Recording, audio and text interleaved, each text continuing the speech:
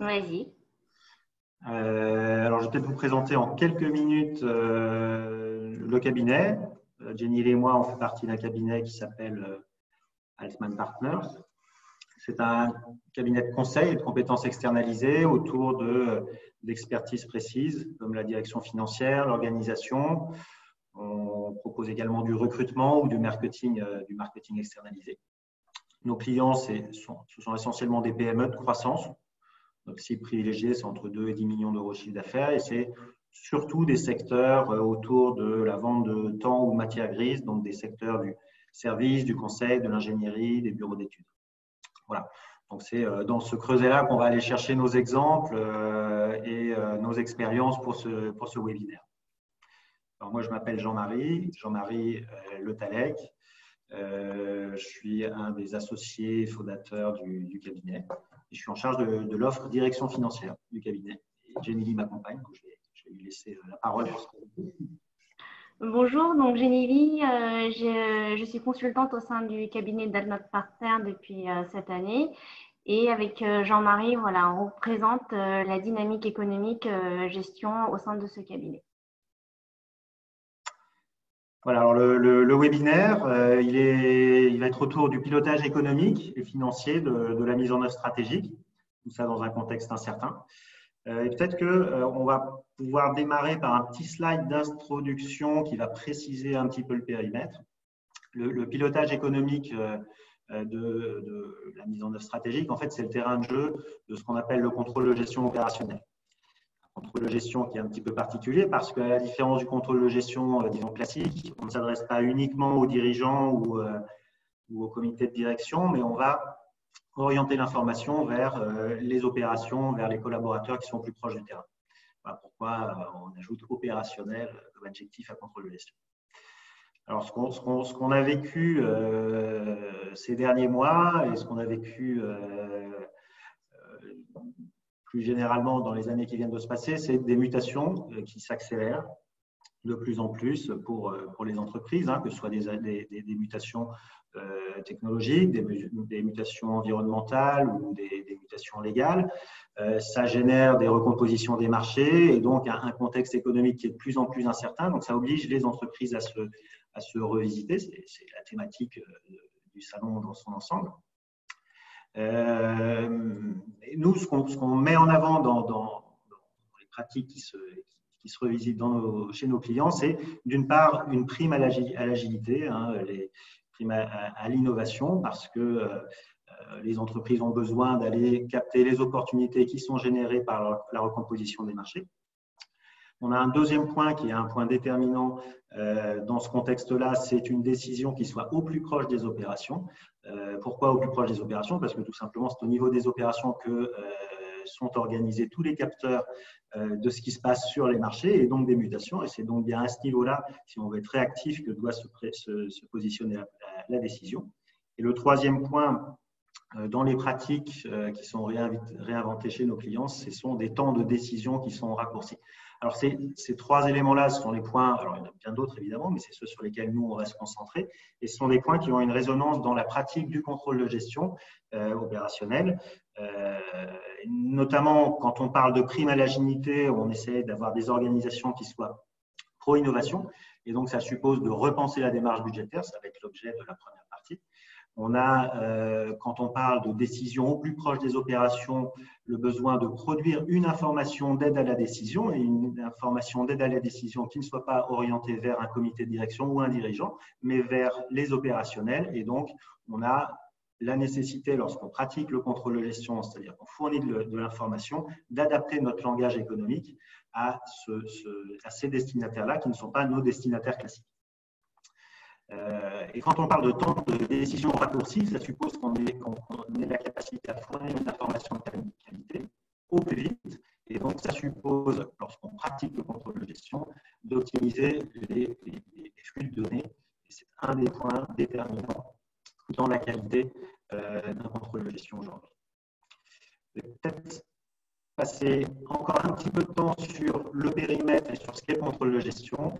La contrôle de gestion opérationnelle, c'est une démarche qui est une démarche itérative d'une part et qui est une démarche intégrée. C'est une démarche itérative en plusieurs points. Il y a plusieurs temps dans le contrôle de gestion tout au long de l'année. Premier temps, c'est la mise en œuvre de scénarios budgétaires. Donc, les scénarios budgétaires sont les budgets. On a tous vécu des moments où on fait le budget aux alentours du mois de septembre, octobre, voire novembre de l'année précédente. On va formaliser les options stratégiques et on va en vérifier la pertinence du point de vue économique dans un budget. Voilà. Second temps d'un contrôle de gestion opérationnelle, ça va être de traduire ce budget ou ces budgets, ces scénarios budgétaires en opération, en standard de gestion dans les documents commerciaux ou les documents et applications de gestion. Troisième temps, ça va être de vérifier le suivi de la réalisation. Et donc, dans le cadre d'un contrôle de gestion, ce qu'on va faire, c'est qu'on va avoir à périodicité relativement courte et souvent contrainte en temps de production, on va émettre ce qu'on appelle des KPIs dans le cadre d'un tableau de bord. Ça a un objet managérial, sa destination à être utilisée auprès des équipes par les managers et c'est quelque chose qu'on va émettre en général de façon mensuelle. Quatrième temps, c'est la réévaluation stratégique. En fait, on va faire régulièrement, alors quand on parle de PME, en général, on va se limiter à 2 ou 3 exercices de ce type-là dans l'année parce que ce sont des opérations qui sont assez consommatrices en énergie et en temps, mais on va régulièrement préparer des atterrissages pour la réévaluation stratégique. Alors, tout ça, ça s'organise autour de quelques indicateurs clés. Et c'est en ce sens qu'on parle de démarche intégrée, c'est que si on veut avoir une démarche qui soit comprise et efficace, on doit organiser un fil conducteur autour de l'ensemble des itérations de cette démarche-là. Et donc, on va choisir quelques indicateurs clés qui vont revenir tout au long des différents temps du contrôle de gestion. Ça peut être, par exemple, dans le secteur du conseil, qui est un secteur sur lequel on intervient pas mal, ça peut être la production, la marge brute projet, le taux d'occupation. On a 3 indicateurs qui sont des indicateurs très courants dans ce secteur-là, dont peuvent parler à peu près tous les consultants qui travaillent dans un cabinet et qu'on va exploiter aussi bien dans le budget que dans l'aide à l'exploitation, les KPIs ou la réévaluation stratégique.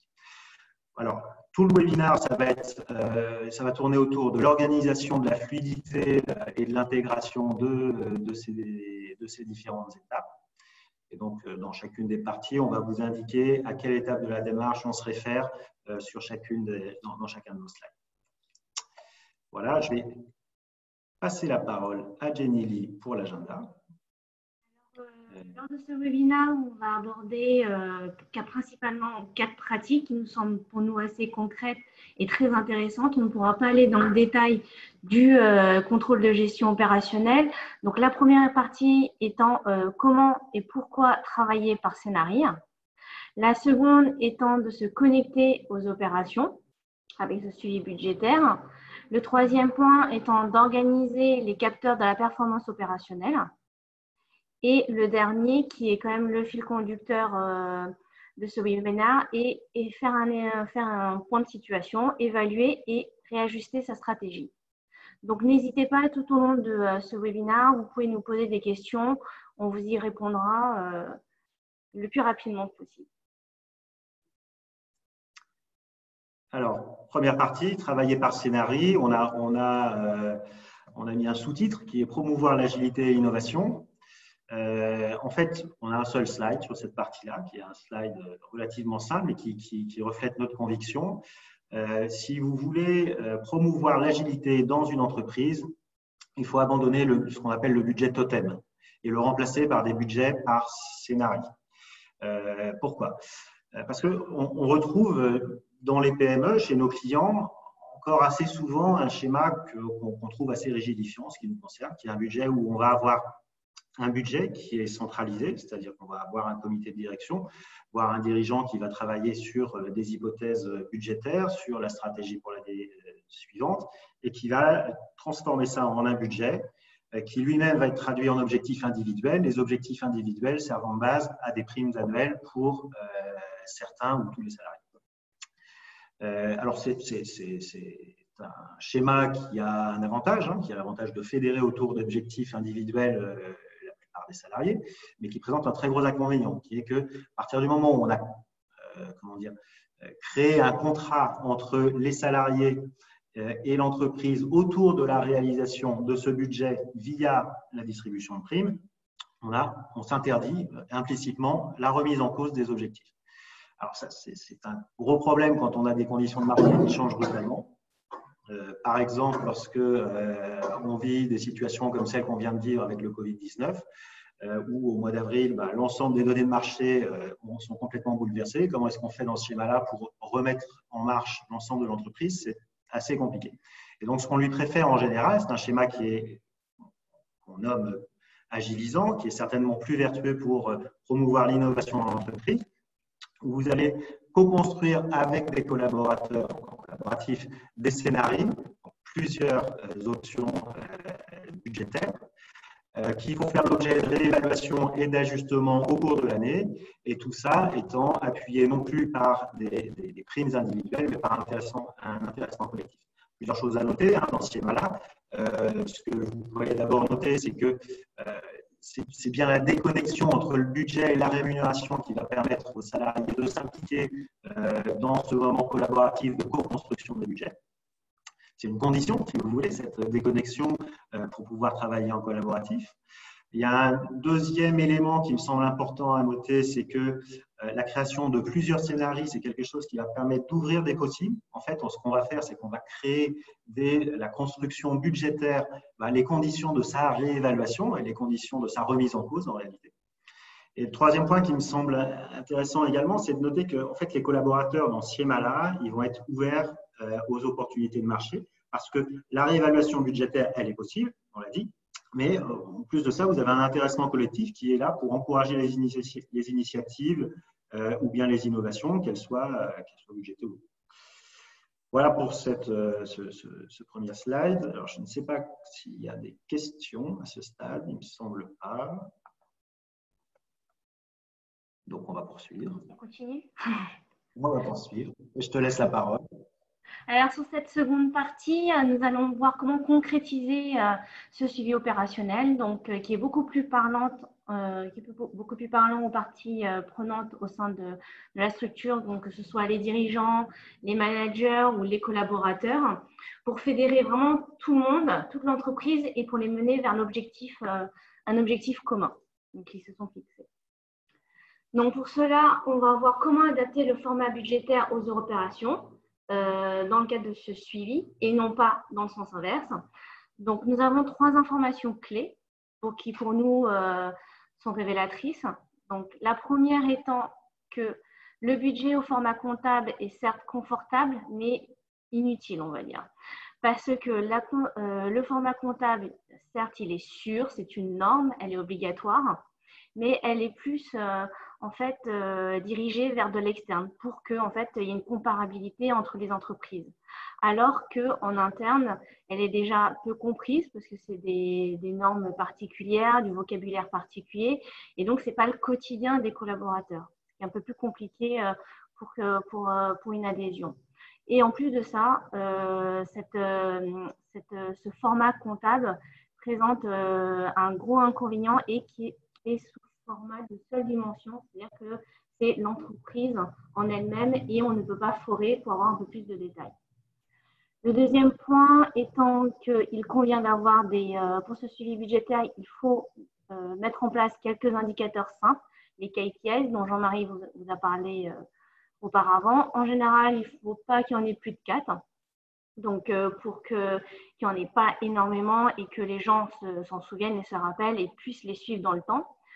Il faut donc qu'ils soient peu nombreux, simples, compris par tous, adaptés au langage économique de l'entreprise et qui soient applicables dans les documents de gestion.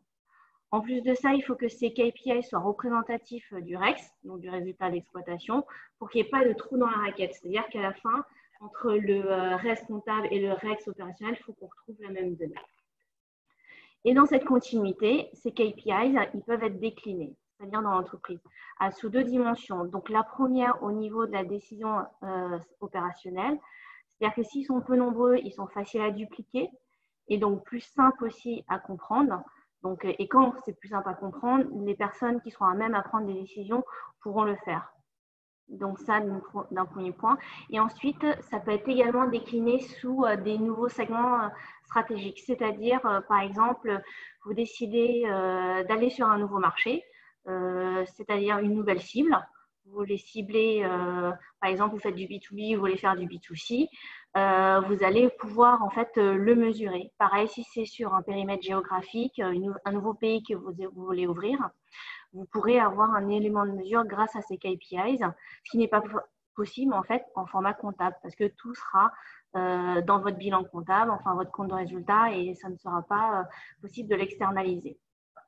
Et vous pourrez donc voir si ces informations, en fait, ce nouveau segment stratégique est bien pertinent. Est-ce qu'il a eu l'effet escompté ou non?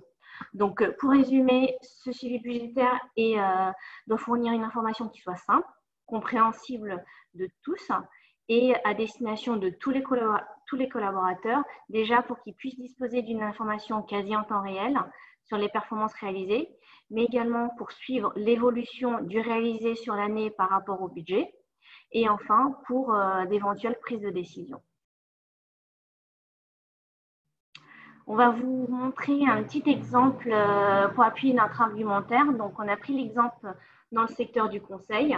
À gauche, vous avez un modèle comptable qui est classique, hein, et à droite, vous avez le modèle opérationnel.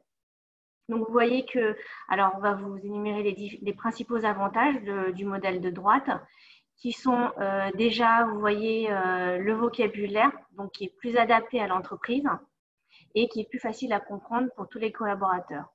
Donc, s'ils sont mieux compris, les collaborateurs pourront également mieux comprendre les enjeux de la structure et qu'il y ait une adhésion vraiment vers l'objectif commun. En plus de ça, les collaborateurs sont à même d'analyser et de comprendre ces KPIs parce qu'ils sont à l'origine de ces données et du coup, leur impact au niveau du suivi budgétaire. Donc ça. Ensuite, on voit qu'il y a une précision d'analyse, donc qui peut être menée par exemple au niveau du projet. Vous voyez la marge brute projet. On peut forer vraiment pour aller dans le détail. Et parce qu'on a une distinction entre, par exemple, vous voyez au-dessus de la marge brute, vous voyez les coûts des temps facturables qui sont les temps affectés à la production sur tel et tel projet. Et en dessous, les coûts des temps non facturables, c'est-à-dire le temps qui est effectué en interne, par exemple pour l'administratif. Le suivi des marges peut être fait également selon différents critères, comme on l'a énuméré par exemple sur des différents secteurs d'activité. Si sur une seule société, vous avez plusieurs activités, vous pouvez les segmenter. Vous pouvez également le faire par équipe ou par service. Donc, c'est vraiment personnalisable selon la spécificité de chaque structure et l'activité de chacune. Donc, et ça, vraiment cette personnalisation, elle n'est pas possible sur la base unique de modèles de données comptables, donc qui sont sous qu'une seule dimension. Et ensuite, sur la base de ce modèle opérationnel de droite, il sera plus facile d'avoir des opérations, on va dire, beaucoup plus concrètes et voir qu'est-ce qui va ou qu'est-ce qui ne va pas, et ensuite prendre des décisions, donc de manière plus facile. Alors, la petite contrainte qu'il y a dans ce modèle, on va dire, opérationnel, la principale, c'est l'acquisition de données. C'est-à-dire qu'il faut que les collaborateurs puissent saisir leurs données. Il faut qu'il y ait une certaine rigueur dans cette saisie pour qu'à la sortie, ces données soient exploitables et analysables. Et en fait, indirectement, il y a un effet non désiré du time tracking, donc qui peut impacter la structure. Ensuite, on va voir que voilà, le travail réalisé en amont sur l'étape 1 voilà, nous permettra de décliner ce suivi budgétaire à des standards commerciaux et opérationnels lors de moments clés et stratégiques en entreprise. On va prendre deux exemples. Donc, le premier étant les réunions commerciales de type go ou no go. Donc, sur la base du travail réalisé en amont sur l'étape 1, il sera possible, par exemple, vous voyez là, c'est un devis, c'est un modèle de devis. Et en haut à droite, vous avez un petit check vert qui vous indique, voilà, est-ce que le devis est proposé, n'est pas encore proposé au client, mais qui va être proposé, est bien conforme au budget initial? Est-ce qu'il va répondre à la marge brute qui aura été prédéfinie en amont? Est-ce qu'il y a des modifications, si voilà, il n'y a pas de chèque vert, quelles sont les modifications qu'il faudra apporter au devis? Est-ce que c'est par rapport aux achats, au temps facturable ou même voire au prix? Donc, c'est plus une démarche, on va dire, d'anticipation de sa marge en amont et de maîtrise. Donc, vraiment, c'est un autre process. Et après, on va prendre un deuxième exemple qui est les business reviews ou les réunions de suivi de projet. Donc, c'est lorsque les chefs de projet disposent de ces visuels que vous voyez à droite, donc qui représentent la production effective, donc réalisée, ainsi que la marge associée. Ils peuvent se poser des questions sur voilà, leur performance effective. Est-ce qu'il y a une différence par rapport au budget d'origine? Donc ça peut être mesuré. Et s'il y a des écarts, mais d'où proviennent-ils? Est-ce que c'est par rapport au temps facturable? Est-ce qu'il y a eu trop par rapport à ce qui a été prévu lors du devis ou par exemple au niveau des achats? Donc ça permet vraiment de se poser des questions, de prendre du recul et savoir sur quel poste ça a dérapé ou non. Ou si même c'est mieux. Est-ce qu'il y a des questions? Non, pas pour le moment. Très bien, on va poursuivre. Alors, en fait, vous avez compris, on utilise pas mal de données qui sont des données opérationnelles, des données de gestion et non pas des données comptables.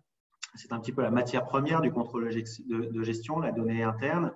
Et donc, on a un espèce de point de passage obligé qui est l'accès rapide à des données qui soient des données de qualité.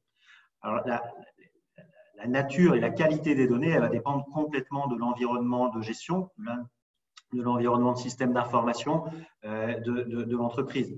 Et évidemment, par nature, c'est quelque chose qui va être très variable. Donc, on va pas dans ce webinaire balayer l'ensemble des schémas possibles. Donc, ce qu'on a fait, c'est qu'on s'assoit sur, enfin, on va présenter une architecture qui est une architecture qu'on voit couramment chez nos clients. Donc, je vous rappelle qu'ils sont des PME de 2 à 10 millions d'euros de chiffre d'affaires à peu près. Et on va construire la discussion autour de cette architecture type.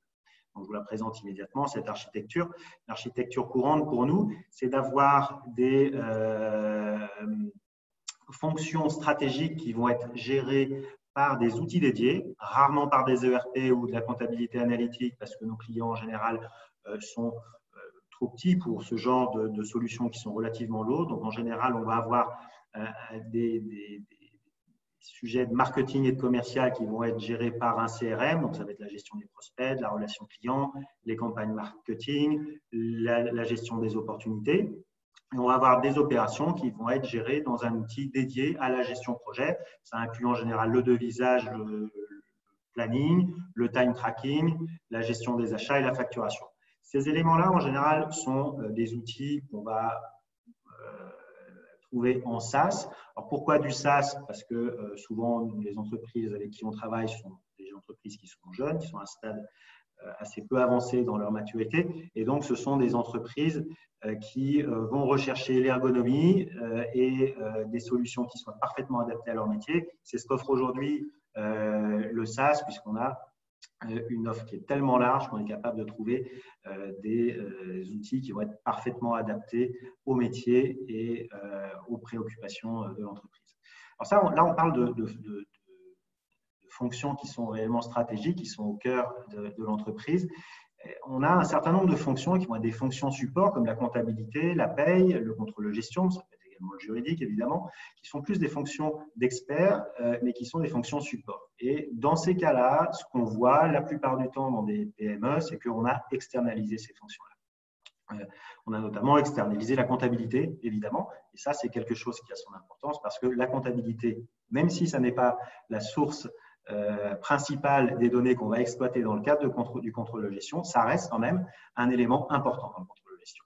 Donc, il faut qu'on garde ça en tête, évidemment. La comptabilité, si elle est externalisée, ça suppose une disponibilité de la donnée qui ne va pas être la même que la donnée qui est internalisée.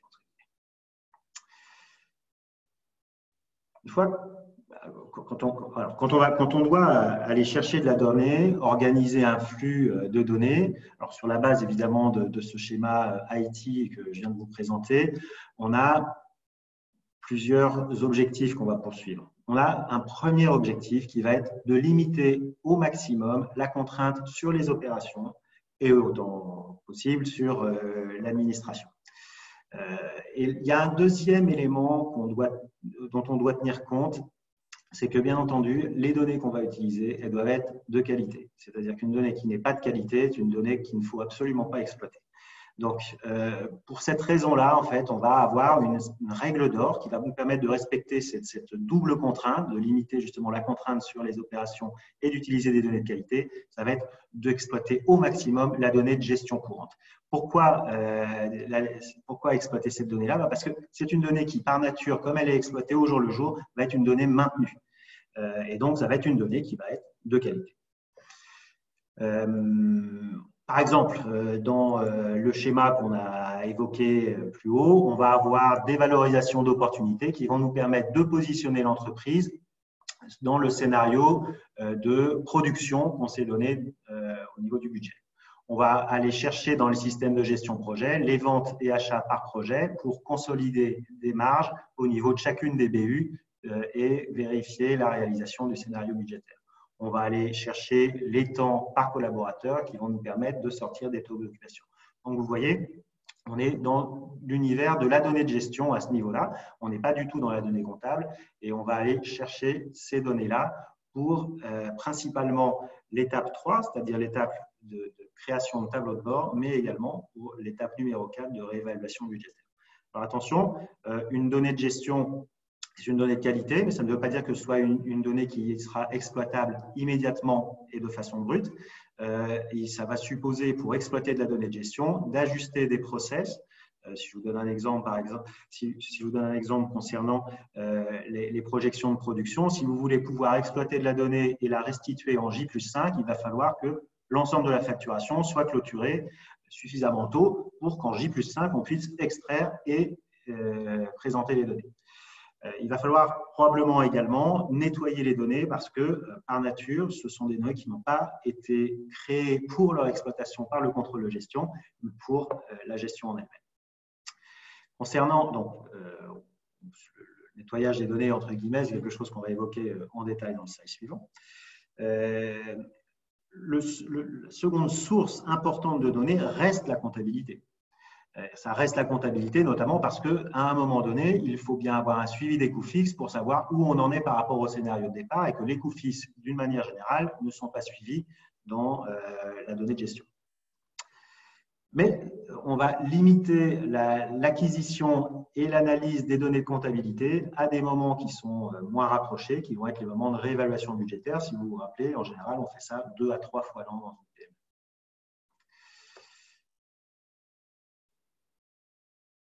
Alors, une fois qu'on a identifié les données qu'on souhaite exploiter dans l'environnement de gestion et dans l'environnement comptable, reste à organiser l'acquisition de ces données, c'est-à-dire la façon dont on va aller récupérer les données dans l'environnement de gestion et le restituer pour les besoins de création de tableau de bord ou de révision budgétaire. Alors, premier point, sur cette thématique-là, ça va être la sécurisation de données. Et à ce niveau-là, il vaut mieux se concentrer sur quelques données clés qui vont être de qualité plutôt que d'avoir un nombre important de données non exploitables. Dans vos systèmes de gestion, vous allez avoir tout un tas de données qui sont des données qui, a priori, ont beaucoup de valeur, mais qui, dans la mesure où elles ne sont pas exploitées pour le contrôle de gestion, vont pas être de la qualité dont on a besoin pour ce contrôle de gestion. Donc, il vaut mieux se concentrer sur quelques données clés et générer et concentrer les efforts de contraintes administratives sur ces données-là. Par exemple, si vous voulez exploiter le time tracking, donc la saisie des temps, vous allez être obligé de générer des contraintes du type tous les temps sont saisis le jour suivant la fin du mois parce que j'en ai besoin pour l'exploitation 2 jours après. Donc, si vous voulez, chacune des données qui va être exploitable va avoir un pendant en termes de contraintes administratives. C'est important de l'avoir en tête et de se concentrer sur peu de données, mais de qualité. Deuxième point, vous avez vu dans le panorama de système d'information qu'on vous a présenté qu'on a plusieurs sources d'information. À partir du moment où on a plusieurs sources d'information et qu'on veut exploiter ces données-là pour du contrôle de gestion, on a besoin d'identifier un lien entre ces différentes sources parce qu'il va falloir les consolider. Ce lien-là, c'est ce qu'on appelle les données maîtres en général. En tout cas, c'est quelque chose qu'on va trouver dans les données maîtres. Les données maîtres, ça va être par exemple les données de qualification, le numéro de client, des données qui vont être des numéros de projet ou des attributs de ces projets-là. Dans la mesure où ces données-là doivent être construites de façon homogène pour pouvoir faire le lien, il est important de centraliser ces données-là. En général, c'est le responsable administratif dans une PME qui va centraliser cette gestion-là de façon à ce qu'on ait une synchronisation rapide entre ces différentes données. Troisième point pour la sécurisation des données, c'est bien d'avoir créé des process, de les avoir formalisés et il faut les diffuser pour s'assurer qu'ils seront respectés. Et là, le rôle du dirigeant, il est central. Et il n'y a que lui pour pouvoir exprimer le fait que les process qu'on a mis en place pour sécuriser les quelques données qui nous semblent importantes pour le contrôle de gestion, ce sont des process qui sont impératifs et non pas facultatifs. Ce ne seront jamais des process qui seront au cœur des priorités de vos opérationnels. C'est important que le dirigeant monte au créneau sur ce sujet-là. Voilà. Deuxième bloc concernant l'acquisition de données que je voudrais aborder avec vous, c'est l'organisation de l'acquisition des données. C'est-à-dire que vous avez sécurisé au jour le jour la qualité de vos données, reste ensuite à organiser de façon périodique, en J+5 pour les tableaux de bord par exemple, la récupération de vos données. Et là-dessus, pour en assurer la restitution dans un temps acceptable, il faut vraiment privilégier la fluidité de cette acquisition-là et donc pas d'improvisation. Pas d'improvisation, ça veut dire qu'il faut que chacun soit capable, au moment où on va acquérir les données, de savoir quel est son rôle et comment il va le remplir au moment donné. Et donc, on doit préparer un rétro-planning process pour chacune des sources de données qu'on a identifiées. Deuxième point important, si vous voulez assurer une certaine fluidité dans la récupération des données, il faut éviter au maximum les traitements manuels. Parce que les traitements manuels, ça va être générateur de perte de temps et ça va être générateur d'erreurs. Donc, on utilise au maximum les API des outils SaaS. Les outils SaaS présentent cet avantage-là d'avoir de la donnée structurée disponible sous forme d'API. Il faut au maximum programmer l'acquisition de ces données pour sécuriser les informations que vous allez utiliser. Vous avez également la possibilité de programmer des traitements récurrents. C'est quelque chose qu'il faut que vous prévoyiez si vous voulez éviter les mauvaises surprises. Dernier point, l'erreur est humaine. Vous aurez probablement dans les listes d'exception des erreurs en dépit de tout ce que vous avez fait pour sécuriser les données. C'est utile de générer des points de contrôle et des listes d'exception. Listes d'exception, ça va être des choses du type, au moment où j'extrais mes données, je vais tester les projets terminés, par exemple, qui n'ont pas fait l'objet d'une facturation alors qu'ils sont terminés depuis plus de 15 jours. Ça peut être des choses du genre, les projets dont la date de fin de projet était prévue le mois dernier et qui sont toujours en statut ouvert. Bref, tout un tas de contrôles de cohérence qui vont vous permettre de vous assurer de la sécurité, de la qualité des données que vous allez exploiter. Dernier petit slide sur cette partie qui est un petit peu dense, j'en ai conscience. C'est un slide d'illustration. Simplement, ça c'est le type de flux de données qu'on va mettre en place classiquement chez nos clients. En fait, il ne s'agit pas de rentrer dans le détail de ces éléments-là, mais de constater qu'en fait, on a des flux de données qui ont des temporalités différentes. Vous avez un flux de données qui va être un flux de données mensuel, qui va être un flux permettant de sortir des tableaux de bord à J+5. Vous avez une temporalité qui est très courte. Vous allez utiliser des Web API pour récupérer le maximum de données. Vous avez des flux de données qui vont être trimestriels, qui vont être les atterrissages budgétaires. Et vous avez les scénarios budgétaires qui sont des flux de données annuels. Ces flux de données-là sont avec une temporalité beaucoup plus longue et vous n'utilisez pas, vous n'avez pas la même pression sur le temps. Quel que soit le flux de données, vous récupérez l'ensemble des données et vous les structurez dans une source unique qui va permettre une exploitation rapide par le contrôle de gestion. Alors, j'en ai fini avec la partie données. Je ne sais pas s'il y a des questions à Oui, il y en a deux. Oui. Donc, combien de temps pour mettre un tel projet en place? Et alors, je vais y répondre tout de suite. Combien de temps pour mettre en place un projet? Ça dépend beaucoup de la qualité des données qu'on a en entrée, évidemment. Ça dépend du système d'information. Donc, si vous avez un système d'information à construire, c'est-à-dire si vous avez à choisir des outils de gestion qui ne sont pas existants et qu'il faut mettre en œuvre l'ensemble des process autour de ça, bah, ça va prendre plusieurs mois. Si vous avez des données qui sont déjà des données de qualité, ce sont des choses qui peuvent se travailler en plusieurs semaines. Le fait d'avoir des process en place pour exploiter de la donnée en quelques semaines ne signifie pas que cette donnée aura un sens. Parce que forcément, vous allez exploiter une donnée historique qui n'aura pas fait l'objet des process permettant la qualité des données pour l'exploitation. Mais la construction du projet en tant que tel pour mettre en œuvre ce genre de flux, c'est quelque chose qui prend quelques semaines si vous avez déjà des outils à peu près en place. Voilà. Ok, super. Et une deuxième question, quelles difficultés peut-on rencontrer pour cette mise en place? Il y a beaucoup de… On essaye d'évoquer dans ce webinaire les principaux éléments pratiques. Clairement, vous avez des sujets de ressources pour la mise en œuvre de ce genre de projet. Alors, il y a des ressources externes. Hein. Nous, on est là pour mettre ça en place avec nos clients, mais ça demande quand même pas mal de travail, notamment de la part du responsable administratif. Si je dirais que s'il y a un point sur lequel il faut être vigilant, c'est sur la disponibilité en interne des ressources par le responsable administratif dans la phase de mise en œuvre du projet, des collaborateurs également opérationnels, parce qu'à un moment donné, si vous avez à structurer un tableau de bord, il faut s'assurer que le langage qu'on va utiliser est quelque chose qui est bien compris et qui est bien le langage économique qu'on emploie dans l'entreprise. Donc, il faut de la disponibilité en interne et ça se compte en dizaines de jours de travail. Donc, ce n'est pas quelque chose qu'on va faire sur une équipe qui est déjà en sur-régime. Voilà. Très bien, merci. On va passer au quatrième point. Il ne reste plus énormément de minutes, Jenny. On va essayer d'accélérer de façon à terminer dans les temps. Je te laisse la parole.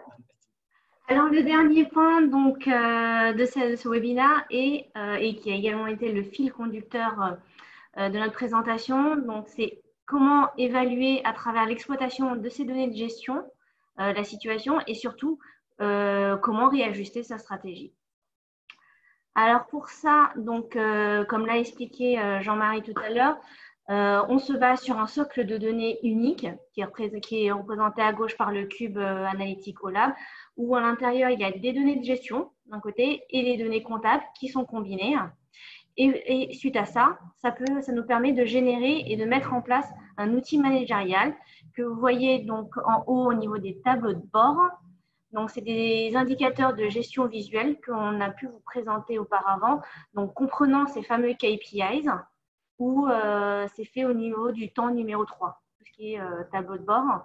Ensuite, il y a un temps qui permet donc la réévaluation stratégique à travers donc, du suivi budgétaire dans un premier temps, c'est-à-dire voir où nous en sommes à aujourd'hui par rapport au budget initial. À quel niveau on est sur le budget.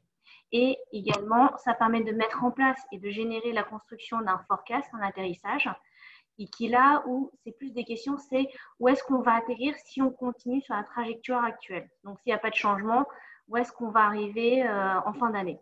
Donc, et ça, c'est plus le temps numéro 4, donc de la réévaluation.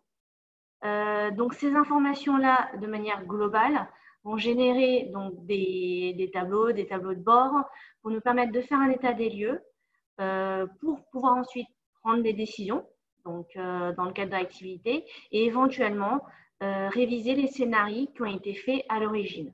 Donc, surtout efficace dans un contexte incertain parce qu'on peut les réviser à nouveau de manière périodique. Donc, pour ça, donc il y a deux outils. Donc, une information managériale qui permet une certaine profondeur et une forte interactivité. Donc, pour ça, on va vous énumérer quelques bonnes pratiques, dont pour nous, qui est quand même la plus importante, c'est faire des collaborateurs les principaux acteurs de la mise en œuvre stratégique. Parce que ce sont eux, en fait, qui sont à l'origine de la saisie de ces informations de gestion et donc de leur fiabilité. Donc, c'est pour ça qu'il faut quand même une implication. Ils seront à même, on va dire, d'analyser ces données parce que c'est eux qui les ont saisies et mis dans l'outil. Donc, ils reconnaîtront les données à la sortie et ils se reflèteront davantage, en fait, dans leur projet. Donc, ils sauront comment les mesurer, comment se calculent les concepts et donc pour une meilleure compréhension. Donc, la mise en place de ces outils doit être adaptée, comme on l'a présenté au point numéro 3, pour un temps de production qui soit optimal. Donc, vraiment, il faut que tout soit organisé pour pas qu'il y ait à revenir à chaque fois dessus. Également, donc, ce qui est vraiment important, c'est que ces visuels-là que vous voyez à droite, là, soient bien partagés au plus grand nombre dans la structure, donc dans l'entreprise. Il ne faut pas hésiter à le faire pour qu'il y ait une adhésion forte de la part de tous les collaborateurs et surtout tout en ajustant, on va dire, les canaux de diffusion. C'est-à-dire que des fois, ça peut être en présentiel, en animation, donc en équipe, ou sinon, ça peut être fait de manière à distance parce que c'est également possible avec ces visuels. Donc, ils sont très interactifs. Et donc ensuite, ces visuels permettent de donner de la profondeur également au contenu.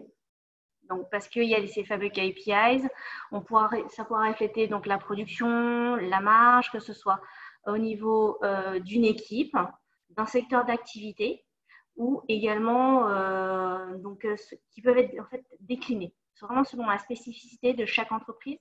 Donc, par exemple, nous, dans notre cabinet, c'est reflété par dynamique, c'est-à-dire par rapport au conseil sur la partie financière qu'on donne, au conseil sur la partie commerciale et marketing et sur la partie organisation management. Donc, ça peut être vraiment décliné et personnalisé selon la spécificité de votre entreprise. Et donc, le deuxième point qui est quand même très important, c'est l'interactivité. C'est-à-dire que ces visuels-là, bon, là, ils sont figés, mais clairement, en vrai, ils sont interactifs. C'est-à-dire qu'on peut cliquer, dire, ah bah là, je veux une telle information sur tel projet. On peut cliquer sur le nom du projet, voir sur telle année, par exemple, quelle était la marge et la production sur ce projet. Donc, c'est possible de faire, c'est possible de le forer sur une personne, sur une équipe également, sur un secteur d'activité. Et ça peut être fait sur une période de temps. Donc, tout peut être fait en instantané et on peut avoir l'information en direct. Par exemple, si le collaborateur pose une question en réunion, il peut avoir l'information instantanée et c'est quand même hyper efficace. On vous attire, voilà, on veut attirer votre attention sur un point qu'on a remarqué, qui était vraiment assez particulier. Donc, il fallait que cette animation de ces visuels-là doivent être faite de manière très périodique et de manière très, très rigoureuse parce que si ce n'est pas fait dans le temps et dans la durée, surtout, il n'y aura pas, on va dire, de suivi efficace. Si c'est fait une seule fois par an et qu'on abandonne, en fin de compte, il n'y aura plus d'adhésion par les collaborateurs. On ne pourra pas les embarquer et les fidéliser par rapport à l'objectif commun. Donc, ce qu'il faut, c'est vraiment les animer de manière régulière, être pédagogique également sur les concepts et le faire de manière vraiment très fréquente. Ensuite, sur la partie réévaluation stratégique, donc sur ce point, pareil, lors des réunions d'atterrissage, donc le but, c'est de chercher d'où proviennent les écarts entre ce qui a été réalisé et le budget initial. Donc, vous voyez là les visuels qui sont à droite. Vous pourrez comprendre, en fait, identifier précisément d'où proviennent les différentes les postes qui ont fait qu'il y a eu un écart et qui vous permettront de prendre des décisions pour ajuster rapidement. Donc, et pour cela, les petites astuces, c'est donc inviter les collaborateurs clés à la décision et à la participation de cette révision stratégique. Comme l'a évoqué Jean-Marie précédemment, donc la condition étant de faire sauter le verrou de la prime sur objectif individuel pour qu'ils puissent prendre des décisions. Ensuite, convient de privilégier un nombre réduit de données simples, comme on vous l'a dit tout au long de la présentation. Donc, ces KPIs doivent être peu nombreux et compris de tous. Donc, et agrégés donc, sur les différents segments stratégiques et adaptés à l'entreprise. Ensuite, donc ça permet voilà, ces visuels permettent de se questionner sur les écarts, d'où proviennent-ils, quels sont les impacts si on ne réajuste pas, et s'il faut, voilà, quels sont les réajustements nécessaires pour qu'on puisse arriver à l'objectif et au budget initialement prévu. Le but alors, de cette démarche-là sur la partie numéro 4 étant d'inviter tous les collaborateurs dans le questionnement et la prise de décision parce qu'on a des informations en direct, donc on peut décider et réajuster donc, rapidement parce que surtout quand on a des contextes incertains, c'est plus facile pour prendre les décisions. Ok, merci Jenny. On arrive à la conclusion. Je vais peut-être faire une petite synthèse des différents thèmes qu'on a abordés. C'était assez dense, hein, on a survolé un certain nombre de sujets, mais vous aurez l'occasion de consulter en replay cette présentation. Notre thématique, c'était en quoi le pilotage économique est un facteur d'agilité dans l'entreprise. Hein. On a abordé 3 grands thèmes. Le thème qui était de la refonte de la démarche budgétaire, un second thème qui était l'adaptation du langage économique et un troisième thème qui était l'optimisation des flux de données, avec en point fort sur la refonte de la démarche budgétaire le fait de travailler sur des scénarios, le fait de déconnecter budget et rémunération pour une entreprise qui soit tournée vers l'innovation et le fait de travailler en collaboratif. Adapter le langage économique, les 4 thèmes principaux qu'on a évoqués, ça a été peu d'indicateurs, mais simples et explicites, qui soient déclinés au niveau des unités décisionnelles, en standard de gestion et dont on assure un suivi régulier, périodique, de façon à les faire entrer dans une routine d'analyse permanente. Troisième point, optimiser les flux de données. Pour optimiser les flux de données, il faut se tourner vers la donnée de gestion qui est la donnée la plus facilement disponible, sécuriser en amont la qualité de ces données et organiser des routines de production de vos KPIs. Alors voilà, on en a terminé. Il nous reste un petit peu de temps pour des questions. Est-ce qu'il y a des questions auxquelles on pourrait répondre?